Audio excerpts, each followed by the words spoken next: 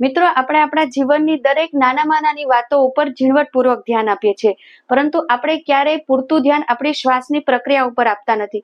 કારણ કે આપણને એવું લાગે છે કે આ શ્વાસની પ્રક્રિયા આપમેળે જ ચાલુ રહે છે, પરંતુ સંપૂર્ણ હોતી નથી.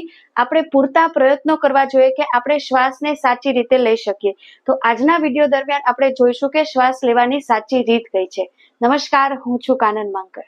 શ્વાસ લેવાની સાચી રીતનો અભ્યાસ કરતા પહેલા તેના ફાયદાઓ જોઈ લઈએ.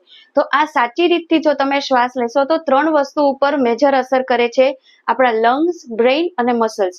લંગ્સની વાત કરીએ તો આપણે ફુગ્ગો છે, બલૂન છે, મગજમાં રાખીએ કે ફુગ્ગો જેટલો ફૂલાવીએ એટલી એમાં વધારે હવા ભરાય, ઓછો ફૂલાવીએ તો ઓછી હવા ભરાય. તો સેમ આપણા લંગ સાથે પણ એવું જ છે. આપણે નાભી સુધી જો શ્વાસ લેશું તો આપણા ફેફસા છે વધુ ખુલશે, એની કાર્યક્ષમતા વધશે, અને જેટલા ખુલશે એટલું ઓક્સિજન છે તેનામાં વધુ સમાશે, એટલું જ કોષે કોષ સુધી પહોંચશે અને કાર્બન ડાયોક્સાઇડ છે ઉચ્છ્વાસ તરીકે આપણા શરીરમાંથી બહાર નીકળશે. હવે ઘણી વખત આપણે છાતી સુધી જ ઓછું આપણે શ્વાસ લઈએ છીએ, માટે કાર્યક્ષમતા જે હોવી જોઈએ ફેફસાની એટલી વાપરતા જ નથી, અને બીજા બધા રોગને આપણે આમંત્રણ આપીએ છીએ. બીજી વાત છે બ્રેઇનની. તો આપણે મગજને 20% જેટલું ઓક્સિજનની જરૂર છે. તો તમે આ સાચી રીત ખાલી એક વખત કરશો, ધીરે ધીરે તમારું મગજ છે, જો ગુસ્સાવાળો સ્વભાવ હશે તો શાંત થશે. યાદશક્તિને લગતા અથવા મગજને લગતા કોઈ રોગ, છતાં કોઈ રોગ જ નથી, તમે પૂરી રીતે સ્વસ્થ છો, તો હેપી હોર્મોન્સ, તમારે મૂડ સ્વિંગની કોઈ પણ તકલીફ હોય તો પણ નહીં થાય. તમે આખો દિવસ છે ખુશ રહેશો.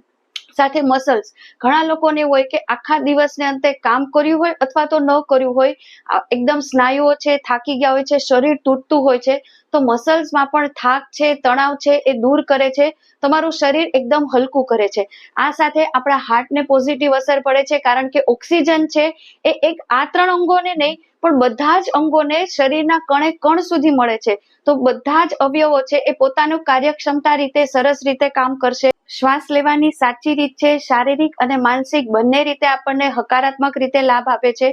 તો આખા દિવસમાં કોઈ જ વસ્તુ તમને કરવું નથી, કઈ વસ્તુનો મૂડ નથી, માત્ર આપણે સાચી રીતે જો શ્વાસ લેતા શીખી જઈશું તો તમે ઘણી બધી બીમારીઓને તમારા શરીરમાંથી ભગાડી શકશો. હવે શ્વાસ લેવાની સાચી રીતનો અભ્યાસ કરતા પહેલા આપણે જોઈ લઈએ કે આપણે સાચી રીતે શ્વાસ લઈએ છીએ કે નહીં.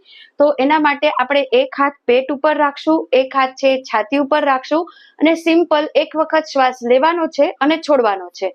તો ધીમે ધીમે શ્વાસ લઈએ,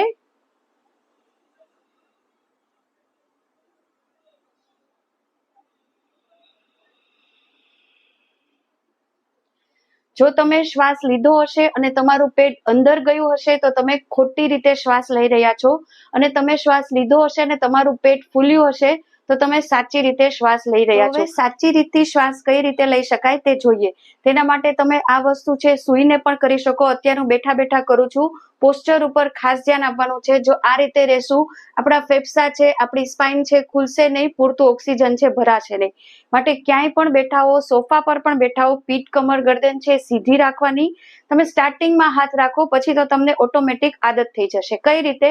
સિમ્પલ શ્વાસ ભરવાનો, અને તમને નાકેથી શ્વાસ છોડતા ના આવડે તો મોઢેથી ફૂંક મારતા હોય રીતે એક વખત કરીને બતાવું. ધીમે ધીમે શ્વાસ ભરીએ. હવે મોઢેથી ફૂંક મારતા હોય રીતે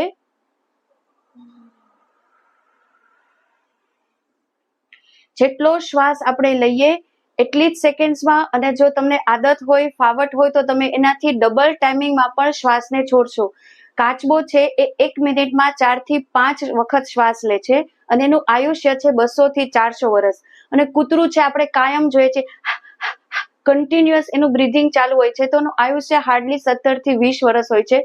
તો હવે આપણે નક્કી કરવાનું છે, આપણું જીવવાનું નક્કી છે, પણ કેવું જીવન જીવવું એ માત્ર આપણા હાથમાં છે. આપણા એક શ્વાસ છે આપણું જીવન નક્કી કરી શકશે. હવે તમને એમ થાય કે ખાસ બેસીને આવું કરવાનું છે, ના.